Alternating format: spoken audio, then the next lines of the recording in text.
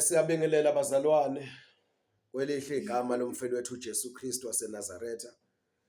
Siyabonga kakhulu bazalwane leli thuba uNkulunkulu asipha lona ukuthi sikwazi ukuhlanganyela endabeni ezinhle zombuso wakhe, umbuso kaNkulunkulu.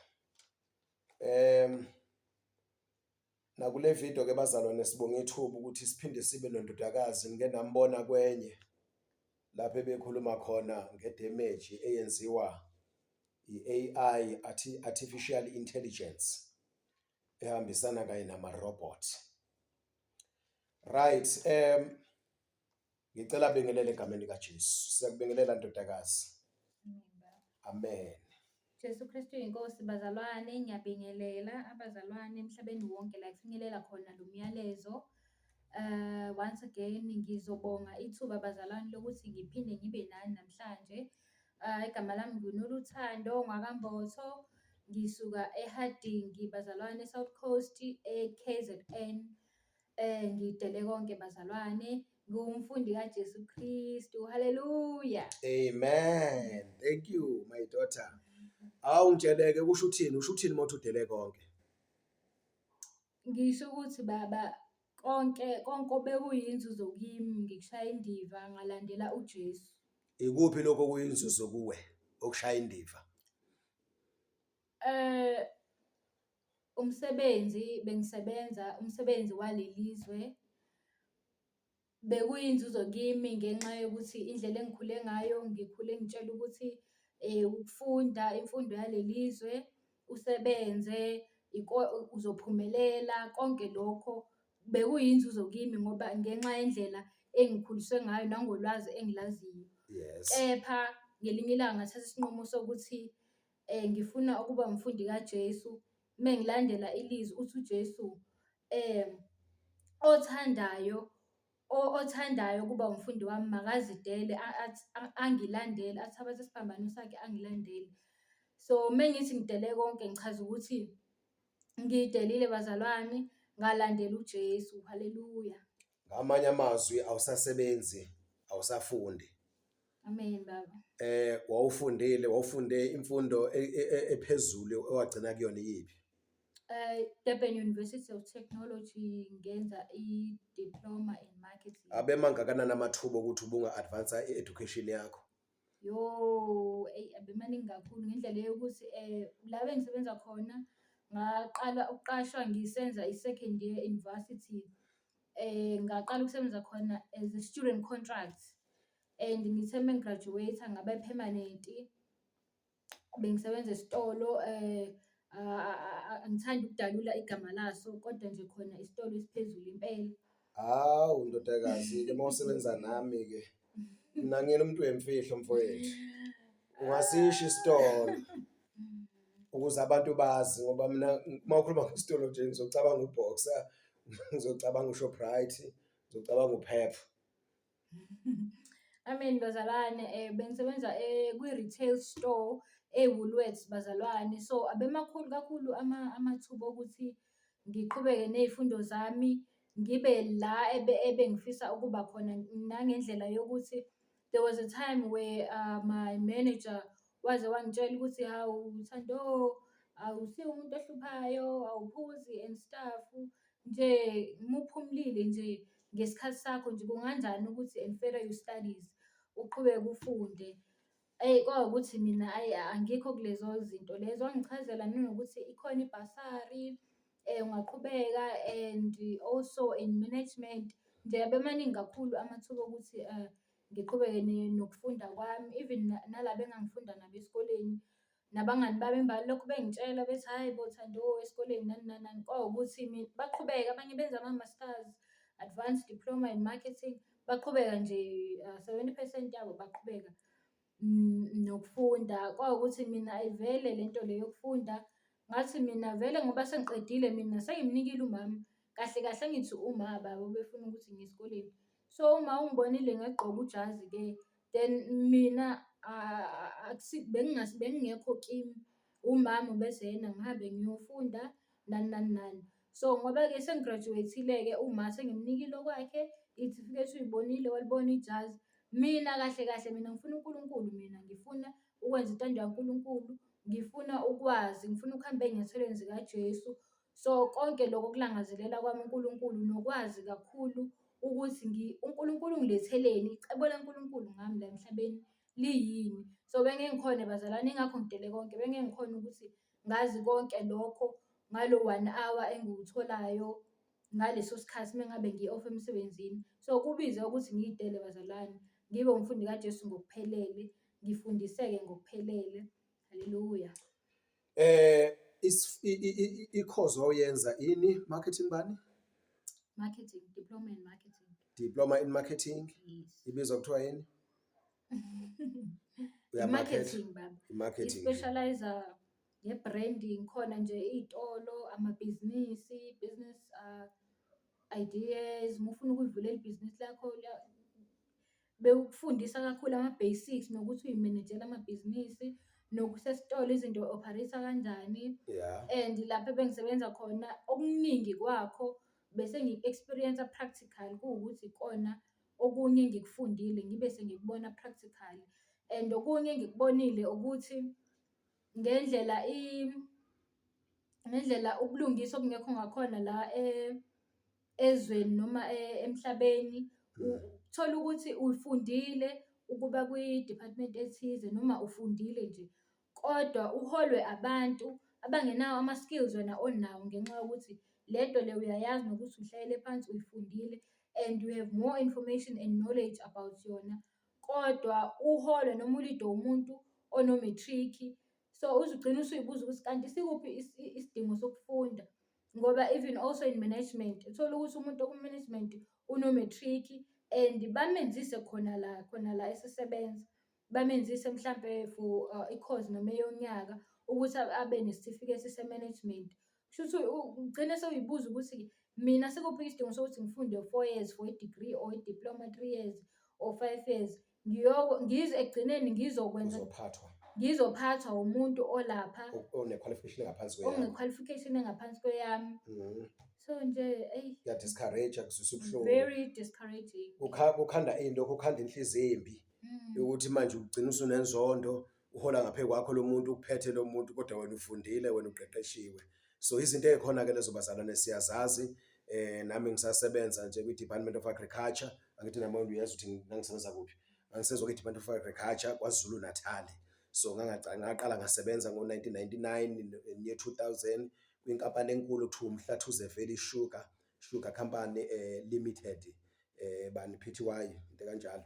Ilese isempangeni, inkampani enkulu yomoba ephakela laphana ePhilixton Sugar Mill. Ngangimanager khona. Mawusuka empangeni ubheke esikhaweni, udlule emaplazini akhona, ngaka right uzobona ibhodi libhaliwe uMhlathuze Valley Sugar, in abbreviation ithi khona UVS. Izinto ezibonele lezi bazalwane, ukuphatha abantu ungcono wena wawuphatha umuntu one-matric, uthothi inkampani icontrolwa abantu abangayiyanga nhlobo esikoleni. So umuntu uyakwi-manage, general manager, uyi-manager, section manager wena. Ngangiphethe ama-hectares awu-960 something, senkohle 62, 64 kanjalo. So indawo engaphansi kwami, but khona izinto engangikwazi inqumo ngazo ukuyithatha ngiyi-manager. So kunabantu lana okuthiwa hayi ibone nje ingqalabutho zakhona. So-ke i-system yalelizwe injalo. So ugcina usuy'buza ukuthi pho bengiyokwenzani sonke lesikhathi, ngihlupheka kangaka, khokho imali engaka. So-ke siyabonga ukuthi uku-indicate lokho ndodakazi ukuveza egameni likaJesu. Nayo khonto ithintile lana ukuthi mhlambe ngangibuza ngale ndlela ukuthi uthi wena awusafunanga wayeka, awusafuna ukuqhubeka ngoba ubusumtholela umama lokhu ayekufisela yena. So awuthi elaborate kancane lapho usho ukuthini? Ungabe usho ukuthi imfundo yayinto engekho kuwena, kodwa ngenxa yokuthi ubungaphansi komzali ubukwenzela ukuthi ujabulise umzali. Yebo baba, ngiqonda ukuthi abazali mebe sisesikoleni noma mina bebe ngisesikoleni, abazali kubona ikubazali lento yokuthi ayenzise umntwana into ngaphandle kokubuza ukuthi uthandani wena, uyayithanda yini lento. kube kubona ukuthi bona baqonda ukuthi hhayi ikona oku-right lokhu for ingane. So kahle kahle yebo baba, mina bengifunda and ngiqhubeka ngifunda ngoba umzali ubefuna ukuthi mina ngifunde and engitshela ukuthi iyona mpilo engcono le ukuthi ngifunde ngizophumelela nani nani nani. Kodwa mina okwami ukuphumelela bengingekho lapho kuloko kuphumelela lokhu abekusho. Eyami inhliziyo mina bengifuna uJesu nje. Ngithe ngiqala ngihlakanipha second year varsity bengifuna nje, bengilokhu ngilangazelele nje ukuphila nje ngentando kaNkulunkulu. Ngangale ndlela yokuthi ngithe mengithatha isinqumo sokudela konke ngihambe ekhaya, ngiya ekhaya labafundi ngibachazele ekhaya, ngichazela nomama ukuthi manje ngithathe isinqumo sokuba umfundi kaJesu. Ngihamba ey'nyathelweni zabapostoli, ngihamba ey'nyathelweni zikaJesu. Wathi-ke umama ngiyishiye iy'tifiketi uzosala ey'duduza ngazo and wathi nangenxa yobuhlungu nokuphatheka kabi kwakhe ukuthi ngidela konke, waze wayimosha imali yakhe. Kungcono ukuthi imali le angifundise ngayo ngabe wenza okunye okwenza ukuthi mengihamba ngizwe mina ukuthi hhayi umzali noma engithanda kodwa shuthi into ayikhuthalele kakhulu iy'tifiketi ukuthi anginankinga ukuthi mina ngihambe. Kodwa ukuchaza ukuthini mese yena ngishiye iy'tifiketi, okusho ukuthi impela iy'tifiketi lezi ezakhe ngoba ngiye ngayishiya ekhaya and mina bengifundela yena, bengingazenzeli mina. Ngiyambonga noNkulunkulu ongiphe isibindi nongiphe ithuba lokuthi ngikwazi ukuthi ngibe bold, ngiphumele obala ukuthi mina kahle kahle ngifunani. Ngoba ekugcineni bazalwane abazali angeke basifake ezulwini. Siyabahlonipha, siyabathanda kakhulu kodwa ngeke basifake ezulwini. Angikwazi ukuthi ngenze into efuna umzali impilo yami yonke. Ekugcineni kumele ngenze lokhu uNkulunkulu akufunayo ngami. Amen. Not unless umzali enza lokhu okuthandwa uNkulunkulu.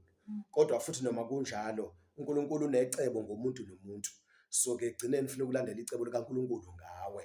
Uma umzali lingambulekile kuye, uma umzali engalenzi, so icebo likaNkulunkulu ngawe, wena kumele ufune icebo likaNkulunkulu ubuye iphindulela phambi kwesihlalo sobukhosi. Right, khona into ithintile ngane yami lana ukuthi ngibuka manje thina singabazali siyanikhethela impilo ofuneke niyiphile. Njengoba abazali abantu abaningi balwa nengane, mayingane seziningi ingane zithi idela konke, bayilande balwe nazo, bayilande zithi sifuna uzohlala ekhaya abafundi, zifuna uJesu, ziyaconfess ukuthi zidlule emene eziningi, akuyona impilo ebayifunayo lena. Kodwa into ebayenge kakhulu ebenza ukuthi bagcine kube kuleyo mpilo lesi sikole lokhu kusebenza. So manje mabefuna uJesu abazali balwe ngoba babafunela leya mpilo, ngisho sebekhulile babafuna. So kusho ukuthi iphutha leli silenzayo singabazali ukuthi ingane siyikhethele in such a way that uma mina njengomzali ngangifisa ingane yami ibe udokotela, ngangifuna mina ukuba udokotela, or ngiyayihlonipha kakhulu into yokuthi umuntu udokotela, ngiyibona mina inesigqi kimi. So angilithola ngithuba lokuthi ngibe udokotela bese ingane yami ngifuna ukuthi ibe udokotela, kanti ingane yami ayifuni ukuba yilo. Sengikhuluma labantu abaqhubeka nesystem, uthi ingane ke kulungile iyakuthanda ukufunda kodwa into estreama ngayo especialize ngayo akusiyona le ethandwa yiyo, ile ethandwa umzali. So uthola ukuthi izoba frustrated ukuthi ifundele into isebenza umsebenzi engawuthandanga. Iphutha leli likhona. Angisayiphathi indaba ukuthi ingane ifuna intando kaNkulunkulu, ifuna umbuso kaNkulunkulu njengalokhu uJesu eshithi ifuna umbuso kaNkulunkulu nokulunga kwakho uNkulunkulu. So ingane ifuna lokho kuzenzekela khona ngaphakathi, kusho ukuthi uNkulunkulu uyasebenza kule ngane, but umzali yena icindezela uhambe esikoleni angayinaki ingane. So ekugcineni bese imali uthothi seyiwestekile and ngeke sisareverse ayiwestekile ngoba ekugcineni umntwana uzosizwa uNkulunkulu ukuthi alandele lokho uNkulunkulu ambekele khona.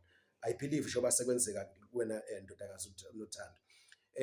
Iphutha leli silibonayo elenzekile engikhona ukuthi le video ingasiza ivula amehlo abazali abaningi ukuthi ingane yakhe isencane nje iba nakho ukubona ukuthi ingane yakhe inani.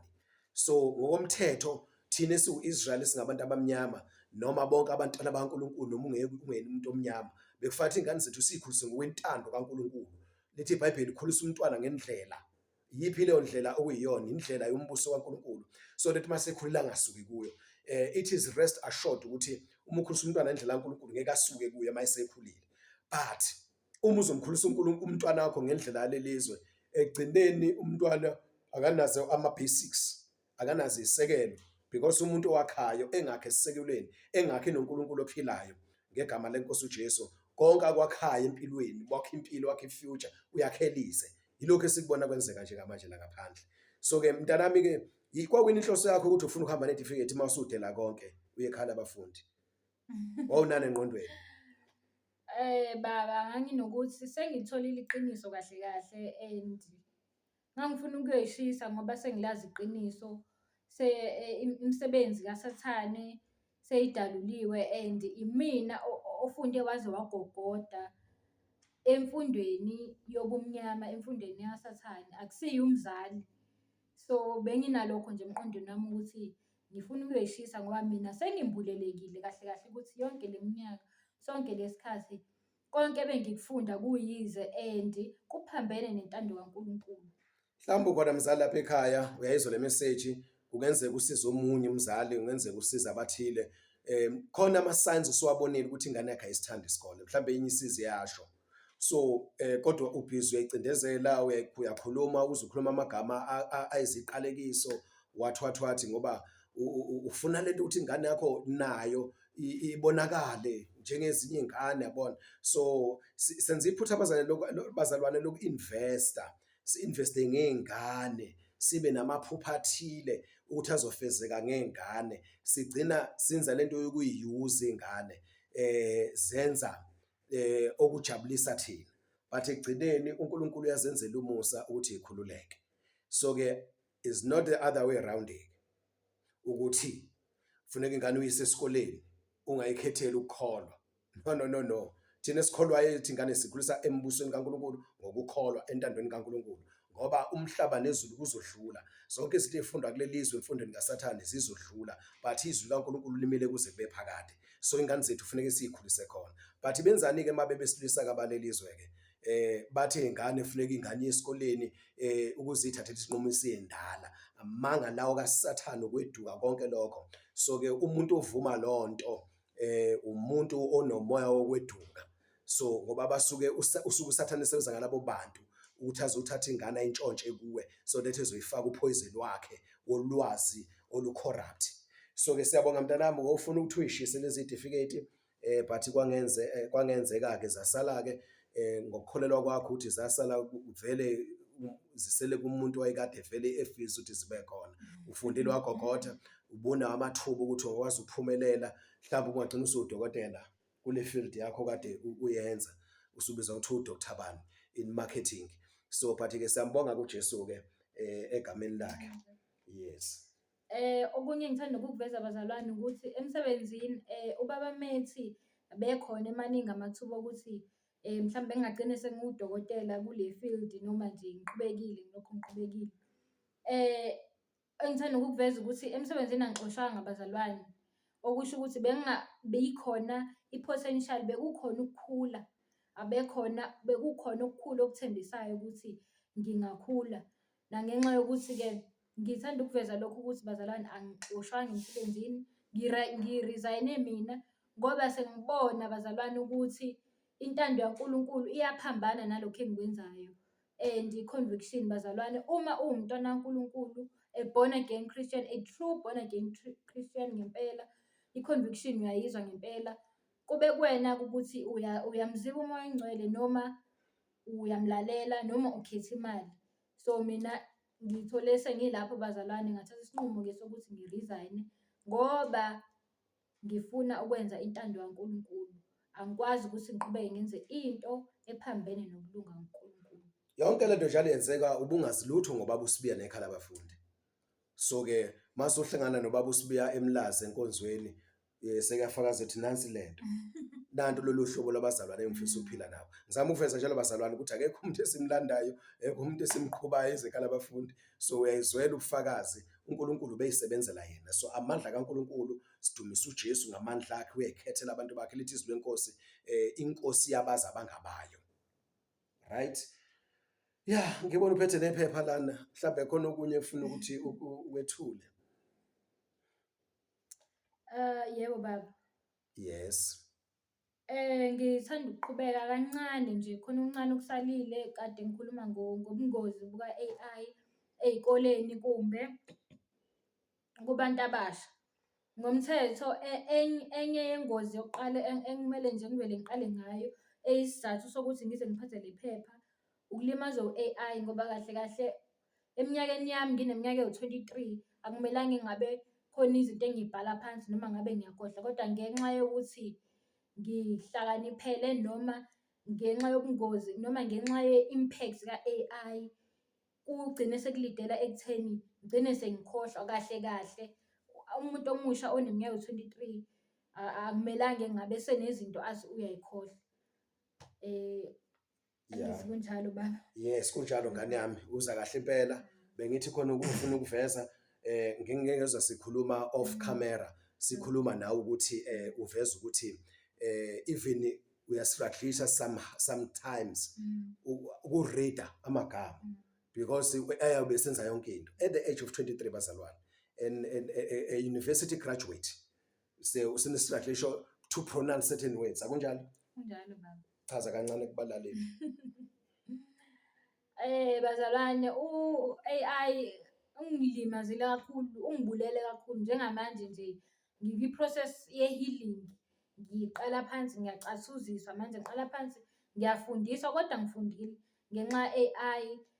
Ngiyabona ukuthi u-invention noma i-establishment ya-A_I iqhamuka embusweni obumnyama, and ezinye indlela enza ngayo izinto thina amakholwa fuze ngabe siyabona ukuthi impi i-spiritual, ngendlela yokuthi abanye banganganaka, abanye lokho engikushoyo mhlampe bangangakuzwa ngenxa yokuthi abakhoni ukuthi babuke ngeso lakamoya.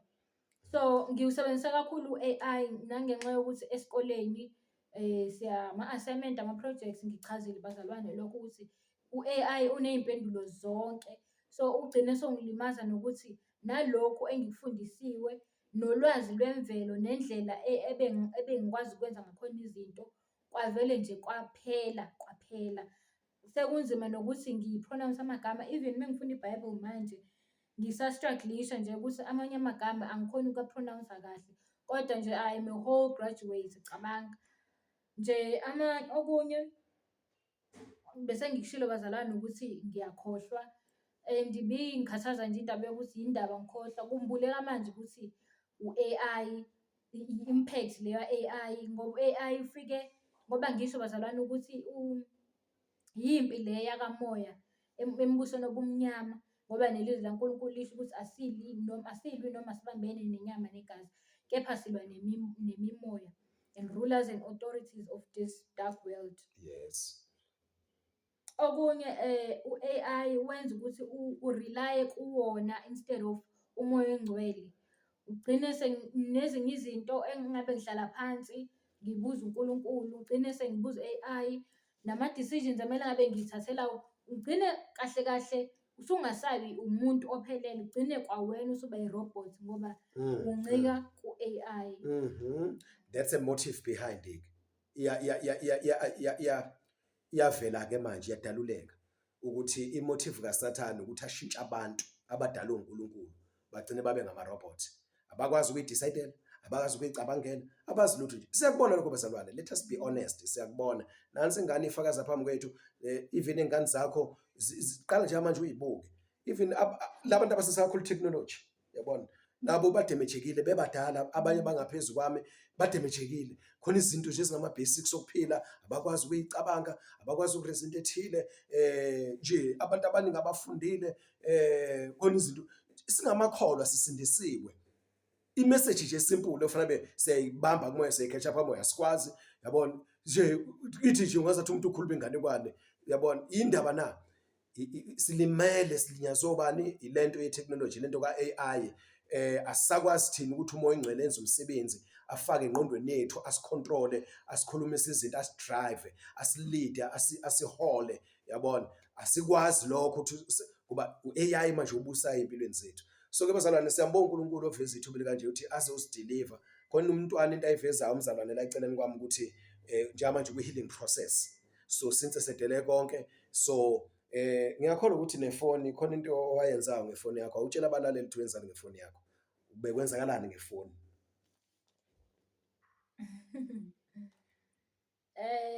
Ukuthi ifoni igcine isiba isithixo baba. Yes. Ifoni angazi nokuthi ngizochaza kanjani. Okay, ngiqale ku-TikTok, ngiqale kwidatha. Siyabazalwane mesingay'buza yini ukuthi what is the motive behind idatha le-contract, i-Wi-Fi. And kwiminyaka enginayo noma ezingeni lempilo engiyiphilayo siy'buza ukuthi thina noma nina abazali mengabe nislokhuzela ama-Wi-Fi or ama-router nani nani nani, noma mina mengiy'thengela idatha le-contract yini le engaka ngoba lela datha okokuqala alipheli, khathala wena. Okay, angiqale-ke. So qale ku-TikTok bazalwane, ifoni bese ngiyisigqila sayo, bengizama ukuyi-control ukuthi okay, ngiyi-limit ukuthi okay ngingena ku-YouTube isikhathi esingaka noma ngingena ku-TikTok isikhathi esingaka. U-TikTok nje uwodwa uya-scroll-a laphaya, kuvela amavidiyo ahlukahlukene and ingqondo kuyaphazamiseka la engqondweni. Iy'ndlebe zakho azisabi noma azibi attentive to the voice of God ngoba ubuka bengibuka lamavidiyo lawa amaningi, ngiya-scroll-a. Ngike ngenze umzekelo mhlampe uthole ukuthi ngi-off angiyanga emsebenzini, idatha alipheli, nangu u-TikTok, nangu u-YouTube nani nani nani. Isikhathi seBhayibheli, ngiyafunda nje iBhayibheli isikhashana. Nakhona inhliziyo, umoya uyafuna ukuthi uqhubeke kodwa manje inhliziyo ilaphaya. Ngilokhu ngiyabuka ngaze ngagcina sengithatha isinqumo sokuthi no, angiwususi u-TikTok, u-TikTok, ngawudilitha u-Instagram, ngawudilitha no-Facebook, ngasala no-YouTube. Nakhona futhi nginalokho ukuthi hhayi ngizolalela nje izinto ezizohlale zingivuselela ngoba okunye akuncane ngicela ukudlula kukona baba, indaba yokuba umfundi kaJesu nokubaluleka kokuba umfundi kaJesu, ukuthi ngize ngiye ku-YouTube ngiyobuka lawo mavidiyo ukuthi ngivuseleleke noma ngikhuliseke. Yingoba umuntu uya kanye esontweni eyo-attend-a isonto. In a week, uya once a week esontweni. Uphinde futhi uzohlala u-6 days wonke.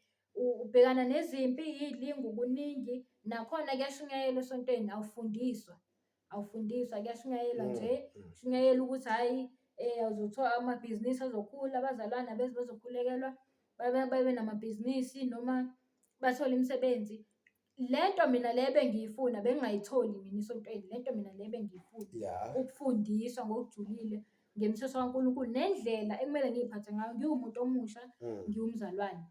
So bengigcina ngisebenzisa kakhulu u-YouTube, ngibuka abanye abafundisi abashumayelayo ukuze nami kube khona into ngingagcini sengilele, into ekhona, into ezongigqugquzela ngayikhathi zonke. Kodwa nakho lokho ngigcine sengiyi-addicted, into eveza kahle kahle ukuthi nawo amafoni ayinkinga kangakanani, uSathane nawo uyawasebenzisa kangakanani ukuthi asilimaze samakholwa. Nje yo. Usizakale kanjani kulesi simo?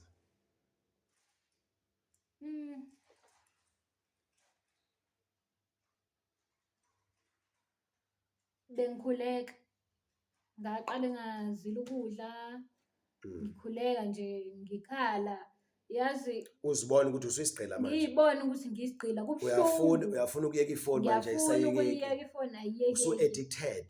Ngisho baba, ngisho ngizila ukudla, bengazi ukuthi mina uma uzila ukudla uzile ngisho ifoni. Kodwa mina cha, bengikuzila konke kodwa ifoni bengingayizili. Kunalokho ngithi ngihleli-ke manje mhlampe khona iy'nsuku lezi zokuzila ukudla kodwa ngicofa ifoni, ku-WhatsApp, ngiyaphuma ngiyangena naku-WhatsApp, awekho nama-message akutheni, kodwa uyisigqila nje. Uyenyuka nje, usuya-control-wa manje, uyayenza lento awusathandi, uyenziswa manje. Ngiyenziswa kahle kahle, angisathandi. Uphume kanjani-ke usuthandazile, kwenzakaleni? Ukusizwa inkosi baba, ukusizwa inkosi, ngibone mina uNkulunkulu okuyena ongisizile. ngikhumbula nje la esengibone khona kwaba i-deliverance bazalwane. It took i-deliverance from uNkulunkulu. Akekho umuntu wangibeka isandla, akekho wathini, uNkulunkulu. Nga-realize-a ngalolo suku ukuthi uNkulunkulu usengidilivile kwifoni ngendlela yokuthi ngalolo suku ngi-realize-a ngalo, bathi bengibuza ngangihleli nabo ukuthi hayibo ikuphi ifoni yakho? Ngizwe ukuthi anginandaba, ngingazi nanokuthi kephi. Kwase sekumele sihambe, kufunakala ifoni yami angiyitholi futhi anginandaba. Baze bazama ukuyifonela ukuthi baze bayithole. Ila nga-realize-a khona ukuthi uNkulunkulu ungidilivile. Kodwa nakhona kanzima bazalwane ngoba-ke uNkulunkulu uthembekile. uNkulunkulu uyayibona inhliziyo yethu ukuthi wena ufunani kahle kahle. uNkulunkulu usiza umuntu abone inhliziyo yakhe ukuthi ufunani kahle kahle. So ngiyakholwa ukuthi uNkulunkulu wangikhulula bese nayo ngayidela bazalwane. Yabona nje ngikhululekile, angina-stress, anginayo leyo foni futhi akusiwo ubaba uSibuye sengiyiyeke, akaze asho lutho kimi. Yimina ngayithathela isinqumo ukuthi umndeni wami uyazi ukuthi ngikephi nendawo, ngihlala amaphumulo ekhaya labafundi, ngumfundi kaJesu Kristu. Abazali bami mewukuthi khona abakudingayo noma khona okunye ekumele bakwazi, bayazi ukuthi bazokwenzenjani. Angibalekanga ekhaya, ngiyazi ukuthi ngihlala ekhaya labafundi and mengisekhaya labafundi ngiqhubeka ngisebenzisa ifoni. I'm like ayikho into ezoshintsha ngoba ngi-communicate-a nabantu abale ngaphandle. Ba-right bona laba lapha, mina bengingekho right, bengisigcila la ebengikhona. Sengisendaweni la uNkulunkulu abeyibona inhliziyo yami ukuthi ngifanele ukuba khona noma ngiyafuna ukuba khona. So ngabona ukuthi asisekho isidingo sefoni kahle kahle. Amen. So ngayidela bazalwane ifoni, anginayo nje. You gave it away. Hallelujah. Siyabonga-ke sisi. Isithe ukuba injana le video siqudlule 30 minutes. Mhlambe-ke sizoqhubeka senze u-part 2. Iliphi izwi or ilawa wabhalela ephepheni obufisa ukuthi sivale ngawo? Sizovula abazalwane umzalwane la ubhale uJohn chapter 8 verse 12. Ngokuka John chapter 8 verse 12 sesiyavala egameni lenkosi ethu uJesu. Siyambonga uNkulunkulu ngofakazi ukuthi asixwayisa asivula amehlo. Ngiyakhothi njengomzali lapha ekhaya khona ukufundayo, khona okwambulekayo. And mona le mavidiyo afana nalawa musuqhubeka wenze lento uNkulunkulu azama ukusikhuza kuyona. Ukuthi usuyizwile le video usuyadlula usuyobuka amanye. Lento le baza is too demonic. So well kufanele i-deliverance ngempela. So ke siyambonga uNkulunkulu ukuthi ashare umntwana wakhe egameni kaJesu. John chapter 12 chapter 8 verse 12. Ngakho uJesu waphinda wakhuluma kubo wathi, mina ngingukukhanya kwezwe, ongilandelayo kasoze ahamba ebumnyameni kodwa woba nokukhanya kokuphila. Yini eyambulekile sesileli verse mabe ulibhala? Okwambulekile ukuthi uJesu mayethe yena ukukhanya kwezwe. And whoever follows me will never walk in darkness. Ukuthi lezi zinto lezi ngale nkathi ngilapha ezweni bekukhona ukuthi ngibone ububi bazo, kepha manje kwembuleke kakhulu. Okusho ukuthi lokho ngibuleke kimi ukuthi mina njengomlandeli kaJesu, mina njengomntwana kaNkulunkulu, ngoba uNkulunkulu esho ukuthi whoever ongilandelayo akasoze ahambe ebumnyameni. Ukuthi ngoba sesidalulile lezi zinto lezi kaSathane noma lezi zinto lezi zobumnyama, ukuthi uNkulunkulu uyasithanda, sabantwana bakhe, uyasambulela izinto ey'ngambulekanga. Okusho ukuthi nawe umbukeli usekhaya, mzalwane owumntwana kaNkulunkulu, vuma ukuthi uhambe ekukhanyeni ngoba uyikholwa noma uwumntwana kaNkulunkulu. Ungabe usuhlala ebumnyameni ngoba siyidalula lezi zinto lezi. Vuma ukuthi kwambuleke nakuwe, kusuke nakuwe inkungu, ngoba uJesu esho ukuthi whoever omlandelayo will never walk in darkness. So asikwazi ukuthi abantwana baNkulunkulu sikudalulile lokhu, mina sengikushilo lokhu, sengi-expose-ile. Uphinde wena owumntwana kaNkulunkulu uphinde uhambe ebumnyameni, uthi sowuzwile futhi uphinde kube khona into ekuvala la emahlweni. Amen. Ilokho nje okumbulekile. Ushuthi ukuhamba ngemfundo yalelizwe nemisebenzi yalelizwe iubumnyama or AI ba ubumnyama. Kodwa mawuzodela lezo zinto bese ufunda ngoJesu, ulandela uJesu, umlandela ngezinto ayifundisayo, ulandela following Jesus, in his teachings, then imfundiso kaJesu ziwukukhanya. So ke awusoze wahamba, awusoze wa-affecta o-AI, awusoze wa-affecta ngoba awuhlangani nalezi zinto uphumile kuzona njengoba nawe usofakazile ukuthi uphumile emafonini. So ke bazalwane, elinye ivesi umzalwana alibhalile lana chapter 12 yena uJohn uverse 25. Chapter 12 verse 25 uJohane ufundeka kanjena-ke, lowo othanda ukuphila kwakhe ulahlekelwa yikho, nozonda ukuphila kwakhe kulelizwe uyakukulondela ukuphila okuphakade. Yini sisike lana ofisa ukuyidlulisa kithina silibandla likaKristu? Amen bazalwane, engifisa ukudlulisa ngalelizwi noma lokho okwembulekile kumina ngalelizwi ukuthi uma ngabe kusakhona kithi noma abanye bethu abanezinto eziphathekayo noma abayibona ziyingcebo noma abayibona ukuthi ziyimpumelelo, izitifiketi zokufunda nje, ingcebo yalelizwe bazalwane, siyazi ukuthi yethu ingcebo isezulwini bazalwane. So ngitheme ngifunda lelizwi ngabona ukuthi ngambuleleka ukuthi sekukhulunywe kangaka, kukhulunywe ngokuyidela silandele uJesu, okusho ukuthi wena musabheka noma ubambele lezi zinto osuyi-achievile noma lezi zinto onazo, okusho ukuthi ulahlekelwa ukuphila okuphakade, ulahlekelwa ukuphila okuphakade. Kodwa ngenxa kaJesu Kristu uma lezi zinto uyidedela ulahlekelwa yizo, ufane nesilima kubantu, ufane nesiwula, yabona basho konke abakushoyo, kodwa wena ubambe izwi likaJesu, imfundiso kaJesu. Imfundiso kaJesu ukukhanya, 2 iyona futhi ezokunikeza ukuphila ophakade, bese ufika kulokho uNkulunkulu asibekele khona ezulwini, ifa laphakade. And okugcina nginokuthi mina kungcono ukuthi siyidele lezi zinto lezi. Mengibheka ifoni engade ngiyiphatha ngokwempilo kade ngiyiphila mina, bengiphatha i-iPhone 13. Mina ngokwempilo bengiyiphila bengibona ukuthi ngingcono noma ifoni engiyiphathayo ngenza ngiyibone ukuthi ngiwumuntu ongcono phakathi kwabanye abantu. So mengibheka manje kube ngcono kakhulu nakuwe mzalwane, kungangcono kakhulu ukuthi uyidele lezi zinto lezi ezizokuvimbela ukuthi ubone umbuso kaNkulunkulu.